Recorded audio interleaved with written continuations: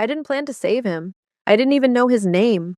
All I knew was that the room had shifted, and something in my chest shifted with it, like a warning I didn't have words for yet. My mouth opened before my mind could stop it. He's my husband. 5 seconds of silence. The most dangerous man in the room. And he didn't correct me. But let me take you back. 20 minutes earlier, I was supposed to be gone. I'd been hired last minute. Touch-ups for 3 women at a private dinner. The kind of event with no address until the morning of. I'd done the hair, collected my fee, should have left. But the room felt wrong in a way I couldn't name. Too quiet where it should have been loud. Too still where it should have moved. So I stayed. That was my first mistake. He wasn't the loudest man in the room. Wasn't trying to be. He stood slightly apart. Tall, composed, dressed in all black. No drink in his hand, no performance in his posture, just watching. I told myself he was nobody. I was wrong about that too. Then the other man moved. He was tall, lighter suit, the kind of smile that never reached his eyes. He drifted toward the man in black, unhurried, deliberate, like a man walking toward something he'd already decided to take. I couldn't hear the words from where I stood, but I watched his hand. He set it briefly on the shoulder of another guest nearby, a small gesture, casual, but his eyes never left Hein Jin, claiming the room one person at a time, showing everyone watching exactly who held the most ground. That's when I understood. This wasn't a conversation, it was a demonstration. I knew pressure when I saw it. I'd grown up reading rooms, small apartments, loud family dinners, spaces where everything important lived in what wasn't said. The smiling man said something and tilted his head, waiting. And in that waiting, I felt it. The shift. Like the room had quietly turned. Like the man in black had just been handed a question he couldn't answer without losing something. No partner, no anchor, no one standing beside him. My feet moved before I gave them permission. I crossed the room, slid my hand into his arm like I'd done it 1,000 times, turned to the smiling man with a calm I didn't feel. Sorry. Did I keep you waiting? The smiling man blinked. The man in black went absolutely still beside me. Not tense, just arrested. I kept my eyes on the smiling man. I wasn't aware, he said slowly, that Hein Jin had a wife. I let the word land easy, natural. We keep things quiet. You understand. Silence. He looked at Hein Jin. Hein Jin said nothing. He didn't correct me. That was the moment. That single suspended beat where he could have stepped back. Laughed it off, handled it his own way. He didn't. His arm shifted. Barely. Just enough to close the gap between us. Just enough to make the lie look like memory. The smiling man's smile returned. Smaller. Now. Different. Of course, he said. Forgive me. He moved away. The room exhaled. I loosened my grip on Hein Jin's arm and turned to leave. His voice stopped me. Low. Quiet. No volume needed. Your name. Not a question. I looked at him fully for the first time. He was closer than I expected. Dark eyes steady on my face. Not grateful. Not warm. Just reading me. Tayana, I said.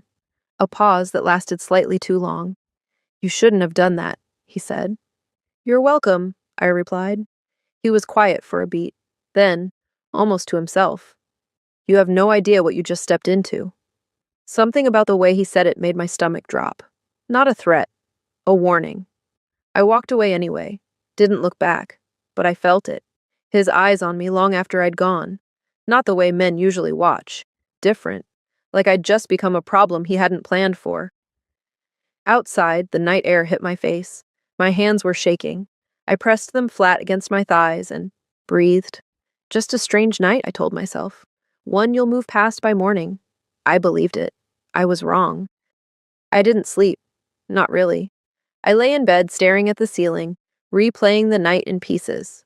The room, the smiling man, the way Hein Jin's arm had shifted, barely, to close the gap between us. You have no idea what you just stepped into. I told myself it was nothing. By morning, I almost believed it. I had a client at 9, a birthday blowout in Flatbush. I focused on that. Packed my kit, made coffee, moved through my apartment like the night before hadn't happened. Then someone knocked on my door. Not loud, not frantic, just certain. The kind of knock that already knows you're home.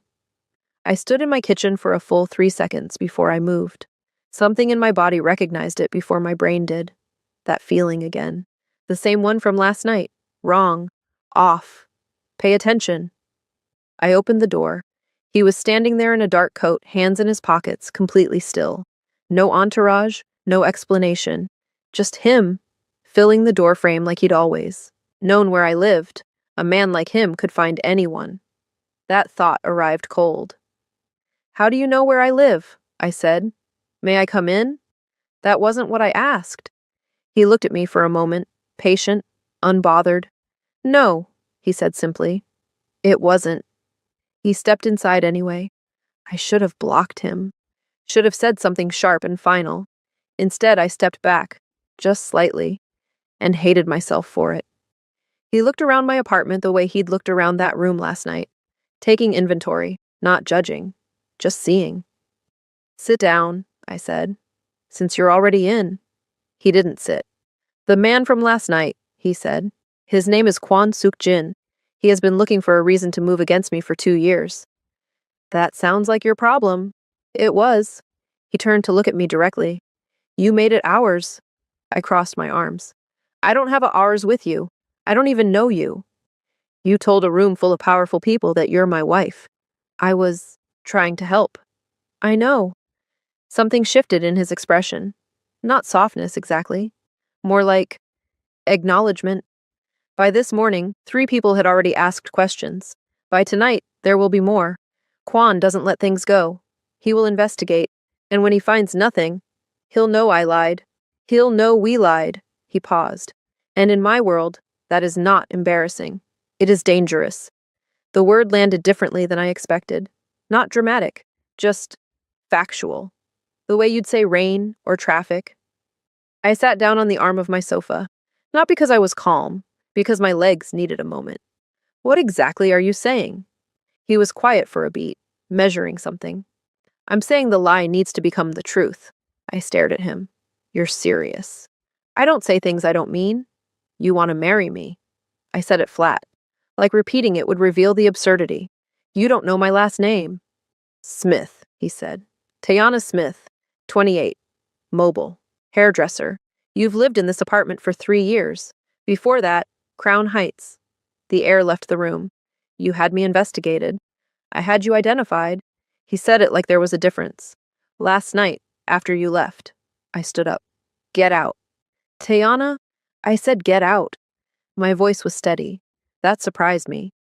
You show up at my door, you walk into my home, you tell me you've been digging through my life, and then you want me to marry you? I want you to be safe. Something about the way he said it made me pause, not the words, the way they came out. Quiet, direct. Like he wasn't performing concern. He was just stating it. The same way he'd stated everything else. No decoration, just truth. I almost softened. Almost. From what? I said. A problem I wouldn't have if I'd just gone home? He didn't answer immediately. That silence said everything. Yes, he said finally. Exactly that. I looked at him, really looked. He wasn't threatening, wasn't charming his way through this. He was just standing in my living room telling me an ugly truth, without decorating it. I almost respected that. Almost. I'm not marrying a stranger, I said. I don't care what's at stake. Then consider what happens if you don't. He reached into his coat pocket and placed a card on my kitchen counter. Plain. Just a number. Kwon already has your name. He already knows what you look like. The only question now is whether you face what's coming alone, or with someone who can actually handle it. He walked to the door, stopped with his hand on the frame. You stepped into that room last night because you saw something that needed fixing. He didn't turn around. That's not nothing. That's not the kind of person who walks away from a problem. He left. Door closed quietly behind him. I stood there for a long time. The card sat on my counter. Small, white, unremarkable. I didn't pick it up, but I didn't throw it away either. Hello and welcome to Afro-Korean Series channel. It's great to have you here. Do stick around. Thanks. I lasted 4 days. 4 days of telling myself it wasn't my problem. 4 days of early clients and late nights, and keeping my hands busy so my mind wouldn't wander back to a white card sitting on my kitchen counter. I didn't pick it up, but I didn't throw it away either. On the third day, my cousin Denise called. Girl. Just that. One word. The way she said it told me everything. Why is somebody asking questions about you at Auntie's church? I sat down slowly. What kind of questions? The kind people don't ask unless they already know the answers. Her voice dropped.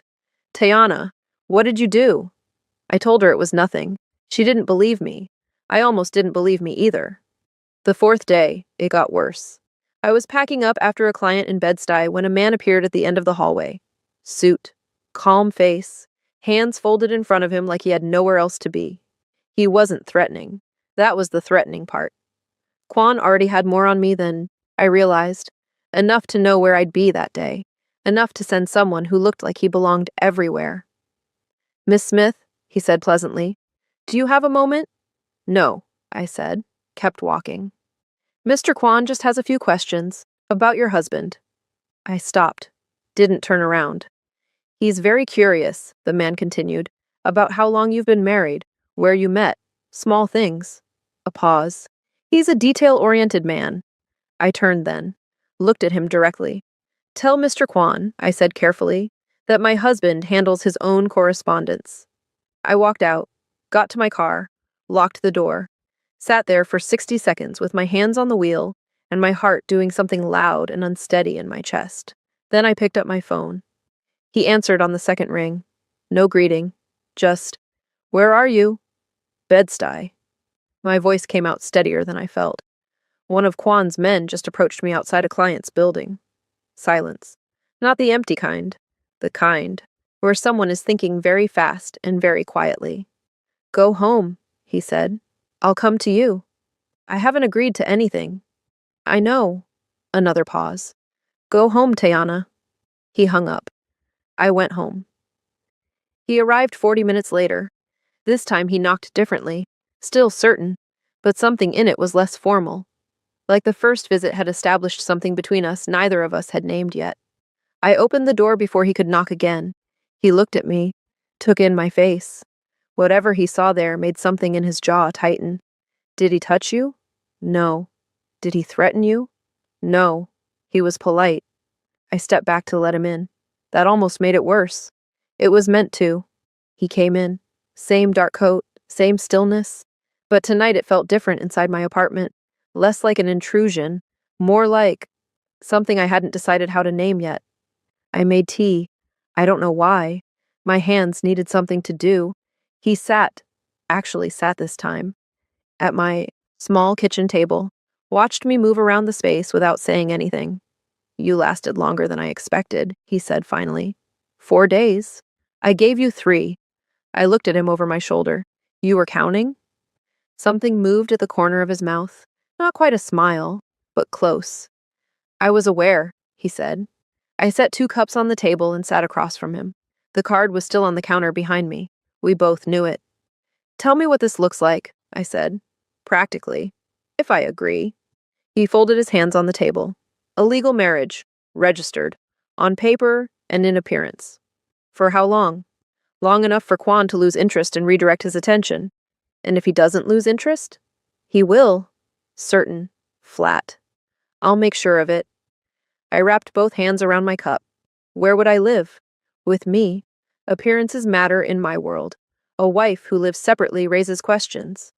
I have clients, a schedule. I'm not giving up my work. I'm not asking you to. I looked at him. What are you asking me to give up? He held my gaze. Privacy. Comfort. The version of your life where this isn't complicated. At least he was honest. And what do I get? I said. Protection, resources, and when it's over, a settlement. Enough to buy the salon you've been renting chairs in for 3 years. Of course he knew that too. I should have been surprised. I wasn't. Not anymore. That was just who he was. A man who didn't walk into any room without knowing everything about it first. I was weary of it, but I understood it. Where I came from, knowing more than the other person was the only thing that kept you safe. I want it in writing, I said. Everything. The timeline. the settlement, what's expected of me and what isn't. Already prepared. He'd prepared this before I even picked up the phone. Of course he had. He reached into his coat and placed a folded document on the table between us. Clean, precise. I pulled it. I pulled, toward me, and read it slowly. Every line. He didn't rush me, didn't shift or check his phone or perform patience. He just waited. That was its own kind of unnerving. The terms were exactly what he'd said. Nothing hidden. Nothing that took more than it offered. I read it twice. Then I looked up. He was already watching me, not with cold calculation, something quieter, something that felt almost like curiosity, like I was a problem he genuinely didn't know the answer to yet. Why me? I said. What do you mean? You could have denied it that night, handled it your own way. Why let the lie stand? He was quiet for a moment. Because you were the only person in that room who moved without being told to. He said it simply, like it was just a fact. Everyone else waits to be told where to stand. You just moved. Something about that landed in a place I wasn't prepared for. I looked back down at the document, picked up the pen he'd placed beside it. When had he done that? And signed my name at the bottom, slid it back across the table. He looked at the signature, then at me. Neither of us spoke. The silence between us was different from all the silences before it.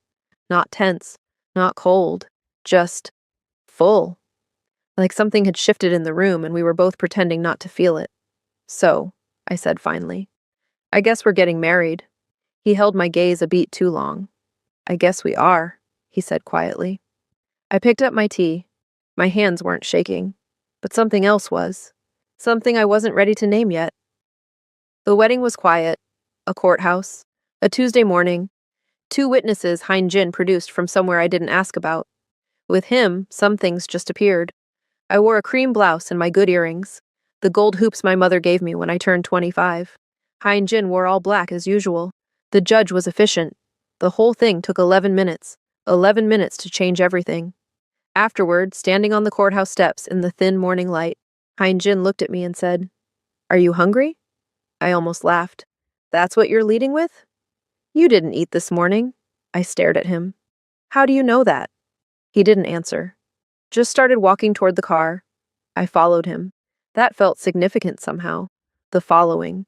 Like something I'd have to get used to. Moving into his apartment was its own kind of quiet shock. Everything was clean lines and dark wood and silence that felt intentional, like the space had been designed to keep the world out. I put my things in the room he'd prepared and stood in the doorway for a moment, just adjusting to the stillness, to the fact that this was real now. 11 minutes and a signature, and here I was. His family came first, 3 days after the courthouse. A dinner at a restaurant so quiet it felt like a library, the kind of place where the menus had no prices because the people eating there never needed to ask. His mother arrived first.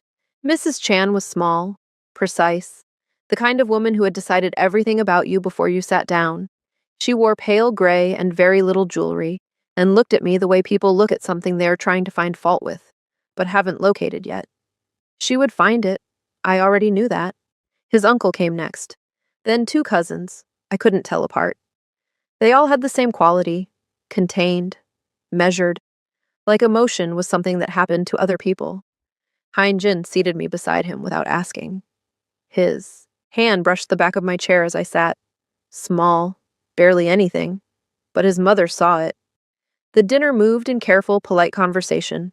In Korean, mostly, with occasional English directed at me like a courtesy they hadn't fully committed to. His mother asked where I was from. I told her. Caribbean family. Born in Brooklyn. She nodded once. Said nothing. His uncle asked what I did. I'm a hairdresser, I said. Didn't dress it up. Didn't apologize for it. Something shifted at the table. Subtle. The kind of shift that happens when people confirm what they already suspected. I felt it land on my skin like a temperature change. Hein Jin's voice came out even and unbothered.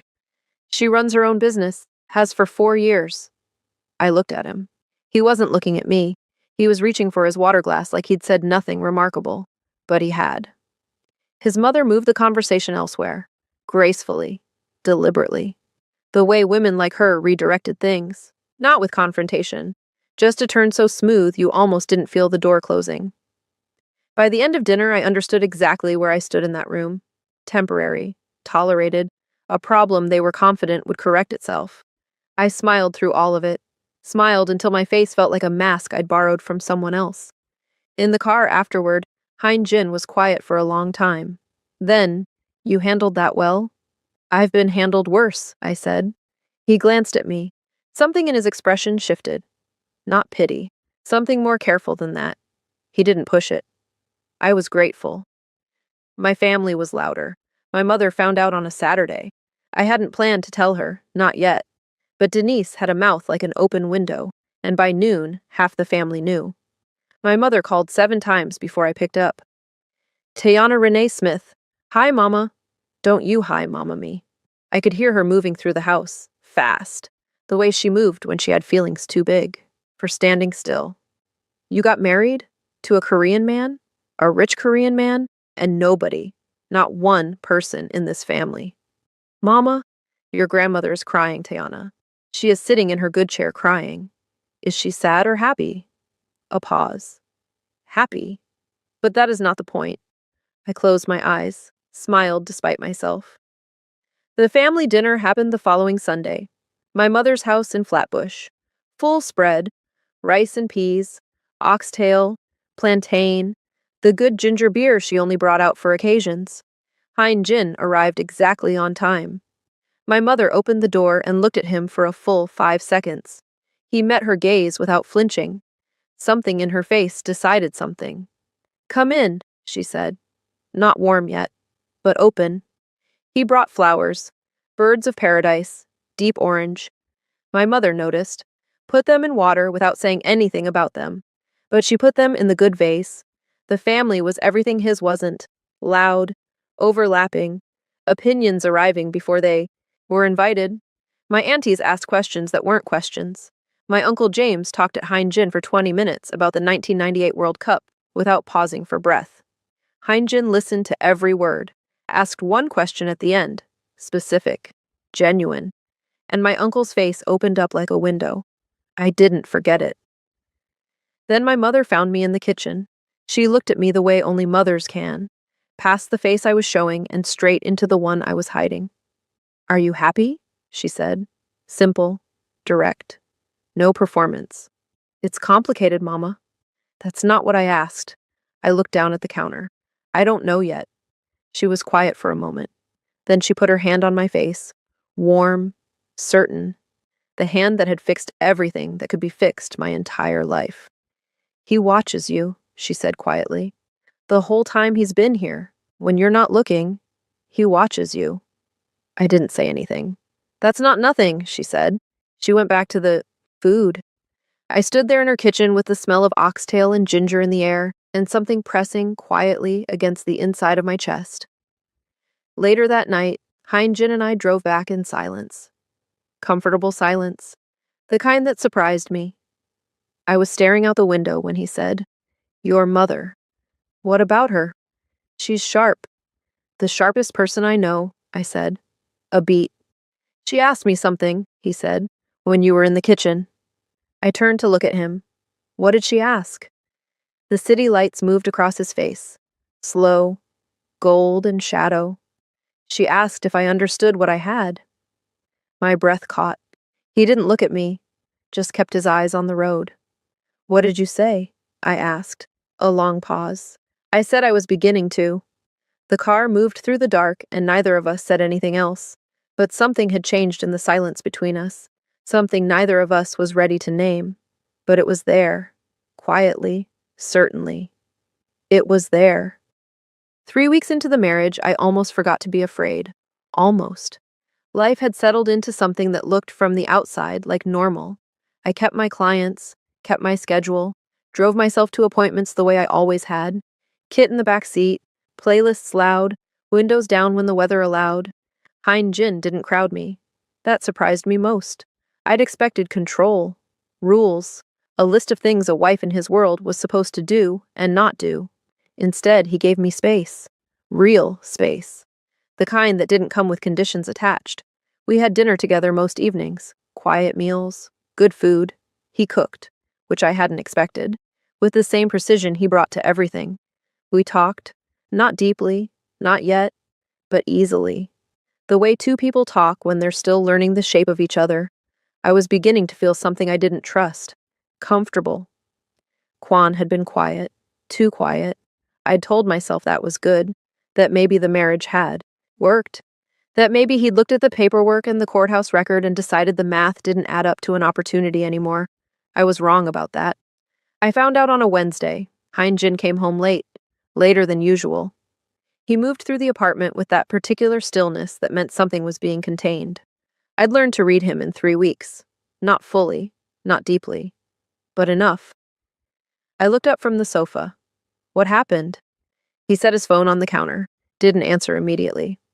Hein-Jin. He turned. His face was composed, but his eyes were doing something different. Quan has been talking to people from your past, he said. A former landlord, a former co-worker. He paused. Those were manageable. It was the third one that matters. The room tilted slightly. He found Matthew, I said. Not a question. Hein-Jin was still. Who is Matthew?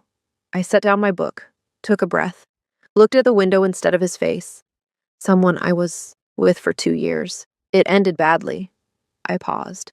I lent him money I didn't have. He didn't pay it back. There were other things. What other things? Things that made me look foolish, I said. Things that made me look like someone who makes bad choices. I finally looked at him. Is that what Quan is using? He's building a picture, Hein-Jin said carefully, of someone unstable, financially reckless, easily manipulated. His jaw was tight. He's going to present it to certain people, suggest that I was either deceived or compromised in my judgment. I stood up. And are you? I said. Compromised in your judgment? No. Then why does it matter what he says? Because perception is everything in my world. He met my eyes. It doesn't have to be true. It just has to be believable. I crossed my arms. So what do you want me to say? That I'm sorry I had a hard few years? That I'm sorry I trusted someone I shouldn't have? I don't want you to say anything. Then, what are you here telling me for? The question landed sharp. He looked at me for a long moment. Because I found out, and you didn't tell me. His voice was still even, still controlled, but something underneath it had an edge now. I told you from the beginning. Quan looks for gaps. Anything I don't know about you is a gap he can use. I'm not your case file, I said. I'm not obligated to hand you my worst moments so you can manage them. No, he said, but you are my wife. The word landed differently now than it had at the courthouse. Heavier, more complicated. On paper, I said. He didn't respond to that. The silence stretched. I turned toward the window. The city outside was bright and indifferent. Cars moving, lives happening, none of them aware of this particular room and what was sitting in the air between us. His name was Matthew. We met when I was 24. I was trying to open my first salon. He said he believed in me. I kept my voice flat, clinical. He borrowed $40,000 worth of believing. Nothing from Hein-Jin. I lost the salon, lost the money, lost 2 years. I turned back to face him. It took me a long time to get back to functional. That's what Quan found, that version of me, the one that was still climbing back up. Hein-Jin was watching me in that way he had, the reading way, the way that felt like being seen further than you'd given permission for. He'll talk, he said quietly. Matthew. For the right price? Yes, he'll talk. Something moved through Hein-Jin's expression. Fast, dark, gone before I could name it fully. He picked up his phone from the counter, made a call, short, in Korean. His voice low and precise. 3 sentences, maybe 4. Then he set the phone back down. What was that? I said. Matthew won't be talking to anyone. I stared at him. What did you do? Nothing that requires explaining. He met my eyes. He had outstanding debts of his own. They've been brought to his attention. I'd spent years cleaning up what Matthew left behind. Hein-Jin erased it in 40 seconds. I didn't know whether to be relieved or unsettled. Both. Maybe. You can't just... I started. I can, he said simply. And I did. He wasn't performing power, wasn't showing off. He just handled it. The same way he handled everything. Quietly, Completely. I sat back down on the sofa. The anger was still there, but under it something else had moved in, something I didn't have a clean word for. He crossed the room, not toward me, toward the kitchen, thinking through something he wasn't ready to say out loud. "I'm not angry at you," he said finally, back still to me. "About Matthew, about the money, about any of it. You seemed angry." I was angry that I didn't know. He turned then, looked at me directly. "There's a difference." I held his gaze. "If there are other things," he said, "other gaps, tell me. Not because I'll judge them." A pause. "Because I can't protect what I can't see." The room was quiet. Something about the way he said, protect, not manage, not handle, settled in my chest like something finally settling. I looked at him for a long moment. "There are no other gaps," I said. He nodded once, turned back to the kitchen. "Dinner in 20 minutes," he said, like that. Just forward. I sat with the feeling in my chest, turned it over quietly, looked at the shape of it. It wasn't gratitude exactly. It wasn't trust yet either, but it was the beginning of something. And for the first time since I'd signed that paper, I wasn't sure I wanted it to end. The days after were quiet. Too quiet. Not the comfortable kind we'd built over 3 weeks. This was different. This was the quiet of two people being careful, moving around each other like there was something fragile on the floor neither of us wanted to step on. After Wednesday, I'd needed the distance, needed to feel like I still had some walls left. I told myself it was fine. It wasn't fine. I threw myself into work, back-to-back clients, early mornings, late returns. I came home tired enough that conversation wasn't required and sleep came fast, and I didn't have to sit with the feeling I'd been carrying since Wednesday night. The feeling that I'd shown him something I hadn't planned to show anyone. Hein Jin didn't push, didn't try to close the distance I was putting between us. He just waited. The way he always waited. Patient and still and present in a way that was somehow more unsettling than if he'd pushed. I almost wished he'd push. At least then I'd have something to be angry about. It cracked on a Thursday. I came home later than usual. Difficult client. Long drive back. I dropped my kit by the door and pulled my hair loose and stood in the kitchen drinking water straight from the glass, like I was the only person in the apartment. I wasn't. Hein Jin was at the kitchen table, papers spread in front of him. Reading glasses I hadn't seen before. Dark frames, slightly too serious for his face. He looked up when I came in. I looked at the glasses. "You wear glasses." "For reading." He said it like it was unremarkable. "I didn't know that." "You didn't ask." I put my glass down. Something about the exchange loosened a small knot in my chest. Just slightly. Just enough. I sat down at the table across from him. He went back to his papers. I watched him read for a moment, the way his eyes moved across the page, focused, unhurried, like whatever was happening between us wasn't sitting in the room at all. "I'm not good at this," I said. He didn't look up. "At what?" "At being seen." I said it to the table. "I'm good at seeing other people, reading rooms, reading situations. But when it goes the other way," I stopped. "I close." He was quiet, still reading, or pretending to. "I know," he said finally. I looked up. "You know?" He set down the paper, took off the glasses, looked at me directly. "The first week you were here," he said, "you rearranged the kitchen." I blinked. "What?" "The mugs. They were in the cabinet above the stove. You moved them to the one beside the window." A pause. "Because the morning light hits that side of the kitchen first, and you drink your coffee before 6. I stared at him. "You noticed that." "I notice everything about you." He said it simply, like it was just a fact. No performance, no agenda, just true. "Your last client on Fridays always runs long. You come home and you roll your shoulders twice before you put your kit down. When you're bothered by something, you clean things that aren't dirty." The kitchen was very clean right now. We both knew it. I didn't know what to do with that. Being known that clearly by someone who wasn't supposed to. Something moved through me that I wasn't ready for. Not warmth, exactly.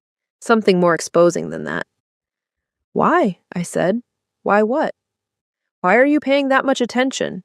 He held my gaze. Didn't answer immediately. That pause was its own kind of answer. "Because you matter." he said quietly. In this arrangement or outside of it, you matter, and things that matter deserve attention. The room was very still. I looked at him for a long moment. This man who had walked into my apartment uninvited, who had turned my life sideways with a contract in a courthouse, who cooked dinner with precision and handled threats in 40 seconds, and wore reading glasses that were slightly too serious for his face, who had been watching me, not surveilling, seeing. Nobody does that, I said. My voice came out quieter than I intended. Just notices without wanting something back. I want something back, he said. My heart did something unsteady. What? I said. He looked at me for a beat that lasted too long. I want you to stop running, he said. Every time something gets close, you move, you fill your schedule, you clean things. He tilted his head slightly. You're doing it right now. I'm sitting still, I said. Your hands aren't. I looked down. He was right. I pressed them flat on the table. The silence between us changed shape, became something warmer, more dangerous. He reached across the table, not for my hand, just close. Set his own hand on the table near mine, not touching, but close enough that I could feel the warmth of it. I'm not Matthew, he said. 3 words. They landed somewhere deep and specific, in the exact place I hadn't known I was guarding. My throat tightened. I know, I said. Do you? I looked at his hand near mine, the small, careful distance between them. I'm working on it, I said honestly. Something in his face shifted, opened slightly, the way a window opens in a room that's been closed too long.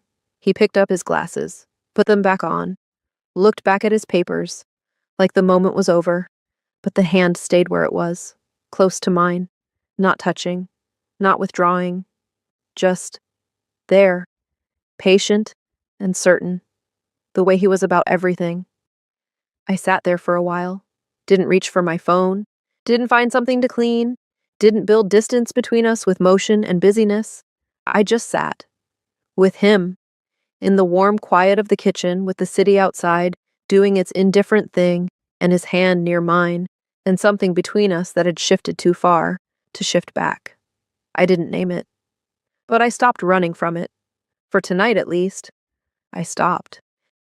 The invitation came on a Friday, a formal dinner, hosted by Heinjin's mother. The kind of event that arrived in an actual envelope. Cream paper, precise lettering, hand-delivered by someone whose entire job was discretion. Heinjin handed it to me without comment. I read it twice. Your mother is hosting a dinner. Yes. For us. For family. A pause. And guests. Something in the way he said guests sat wrong, but I didn't push it. I'd learned by then that Heinjin said exactly as much as he meant to say. If he'd wanted me to know more, he'd have told me. I wore my good dress, deep burgundy, the one that made me feel like I belonged in rooms I hadn't been invited to. I did my own hair, took my time, told myself it was armor. The restaurant was the same one as the first family dinner, same quiet, same absence of prices on the menu, same temperature. Not cold exactly, just calibrated, set to a degree that reminded you exactly how much effort it would take to be warm here. His mother greeted us at the entrance. She looked at me the way she always looked at me, evaluating, patient, like she was waiting for me to confirm something she'd already decided. Tayana. My name in her mouth was always just slightly too precise, like she was being careful not to mispronounce something she didn't intend to keep. Mrs. Chan, I smiled, put everything I had into it. We were seated, the usual family, the usual careful conversation. And then the guests arrived. She was Korean, of course she was. Tall, polished, the ease of someone who already knew how this would end. She wore ivory and moved like someone who had always known exactly which rooms she belonged in. Her family, her credentials, her connection to a business alliance that would be very beneficial. All of it delivered by Heinjin's mother with the smooth precision of someone who had been planning this for a long time. I understood immediately. This was not a family dinner. This was a demonstration.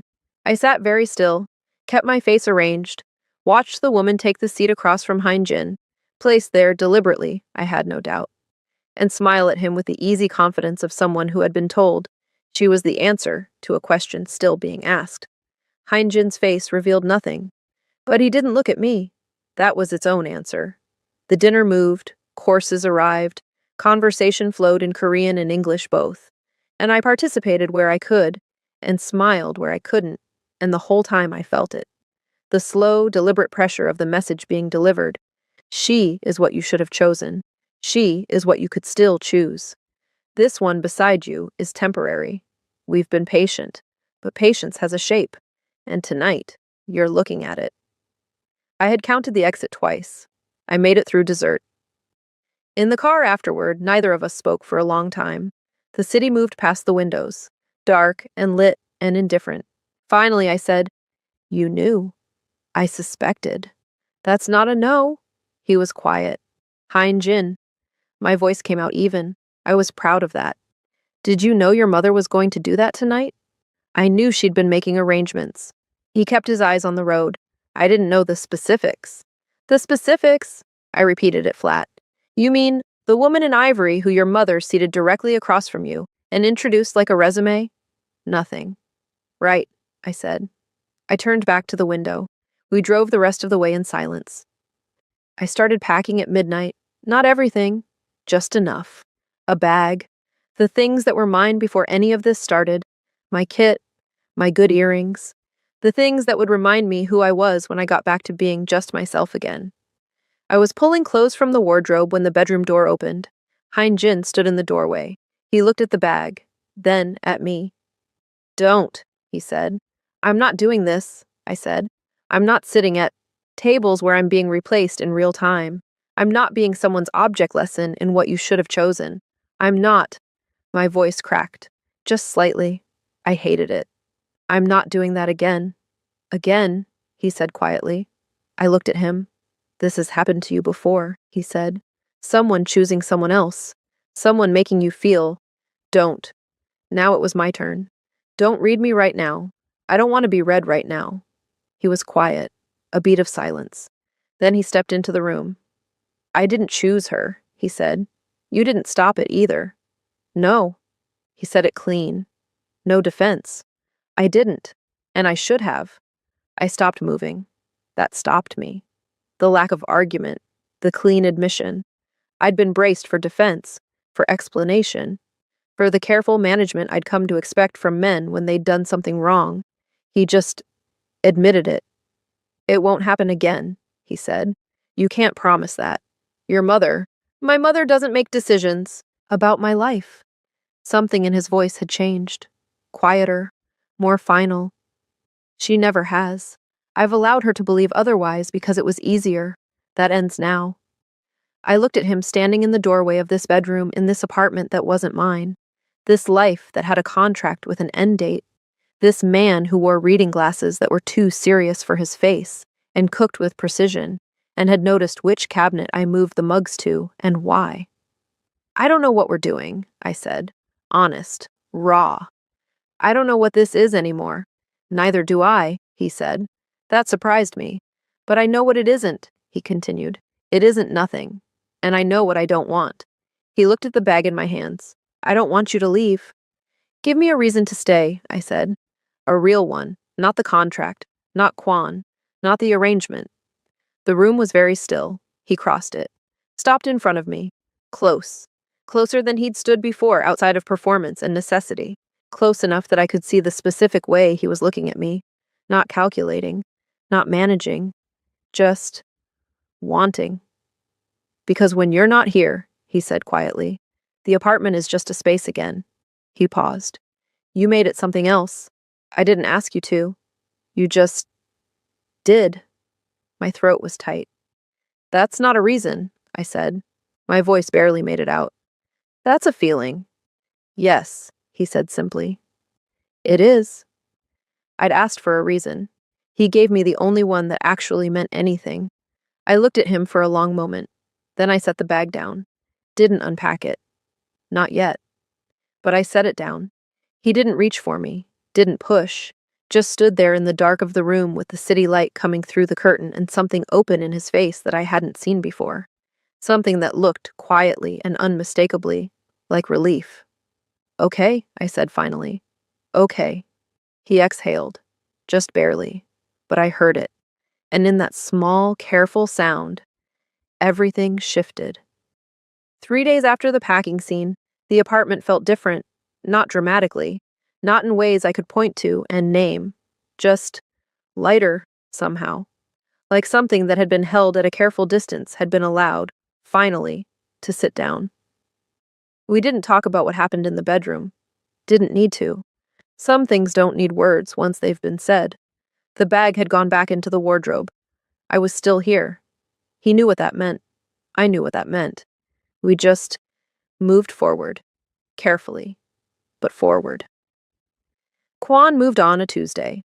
I found out the way I found out most things in Hein Jin's world. Not directly, not immediately, but through the particular quality of his silence when he came home that evening. I was in the kitchen, finishing a client call. I heard the door, heard his keys on the counter. Didn't hear him move after that. I came out of the kitchen and found him standing at the window, still. The city behind him orange and gray in the early evening light, his jacket still on, like he hadn't decided yet whether he was staying. "Kwan?" I said, not a question. He turned, looked at me with an expression I hadn't seen before on his face. Not controlled, not composed, tired. "He's going public," Hein Jin said. "Tomorrow.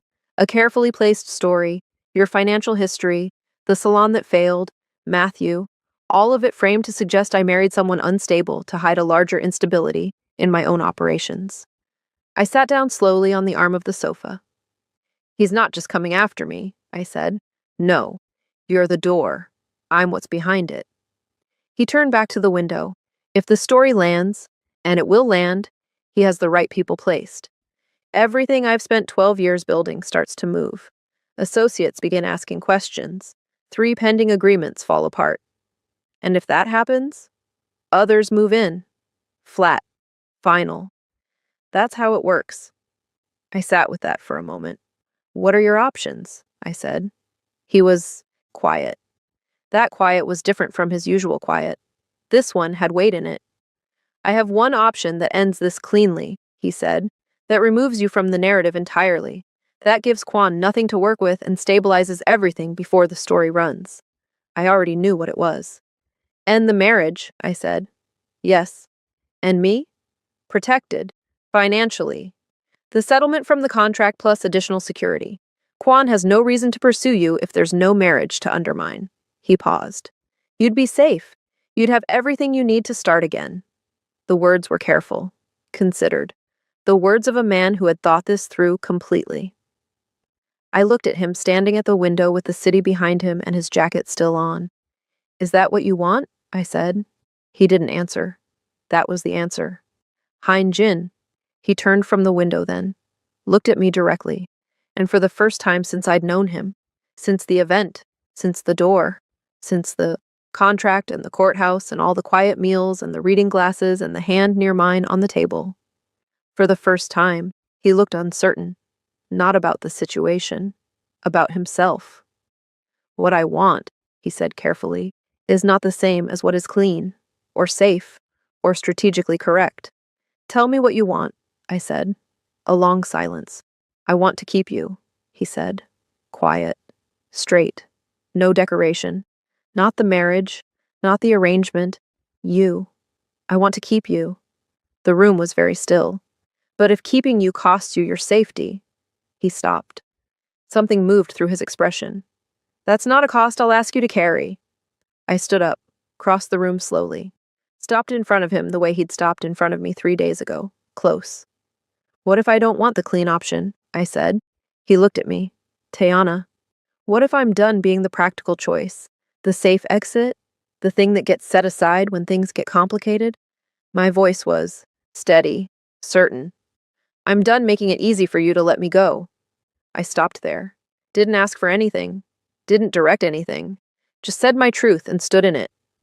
The room was very still. He didn't move. Neither did I. Then something moved through his face. Deep. Decided. Final. He'd already decided. He just needed to say it out loud. "I'm going at Kwan," he said. "Publicly. Tonight." No question in it.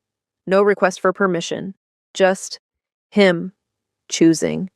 Completely. The 12 years he'd spent building something careful and quiet. He was putting it on the line. For me. Something broke open in his expression then. Not dramatically, not loudly, just opened. He reached for me, his hand coming up to the side of my face. Slow, deliberate, like he was making sure I was real, like he was making sure I wasn't going to step back. I didn't step back. His thumb moved across my cheek. Just once. Just slightly. Naiggeos, he said quietly. Mine. The word landed in my chest like something I'd been waiting to hear my whole life. Not a claim. A confession. My breath caught. Hein-jin. I know, he said. I know what I'm doing. He pressed his forehead to mine. Stood there for a moment in the gray and orange light of the city coming through the window. His hand on my face. My hands finding the front of his jacket without deciding to. I fell, he said quietly, against my forehead, almost to himself. I don't know when, but I fell. My throat was so tight I couldn't speak, so I didn't. I just stayed. Close to him in the fading light with the city moving outside like none of this was happening, and his forehead against mine and his hand on my face. Everything that had started with a lie transformed into something neither of us had planned, something neither of us could put back. He pulled back just enough to look at me, his eyes dark and certain and asking something his voice hadn't yet. I answered it, not with words. I closed the distance, and the city went quiet around us, and everything else fell away. I found out on a Thursday. Not from him. That was the thing about Hein-jin. He never led with what it cost him, never placed his sacrifices on the table and waited for you to acknowledge them. He just did what he decided to do, and moved forward, and expected nothing back. I found out from Denise. Of course I did. She called at 7 in the morning the way she always called when she had information that couldn't wait. Breathless, certain, already 3 sentences in before I'd fully woken up. Tayana, are you online right now? It's 7, Denise. Get online. Kwan's story had run, early that morning, a carefully placed piece in a financial publication, exactly what Hein-jin had predicted. My name, the failed salon, Matthew, all of it framed precisely to suggest instability, vulnerability, poor judgment.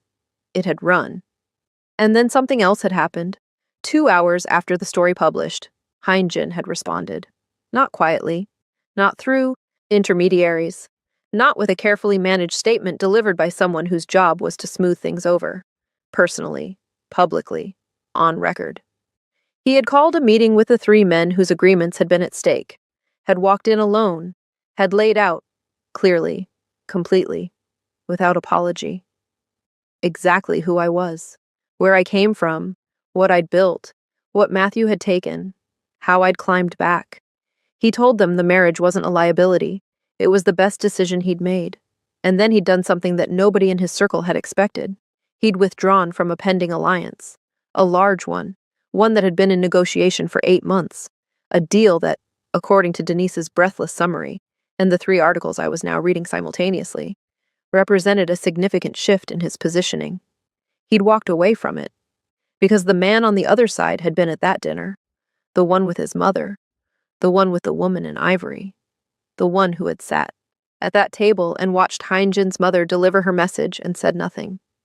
Hein-jin had walked away from 8 months of work because that man had watched them try to replace me and hadn't moved.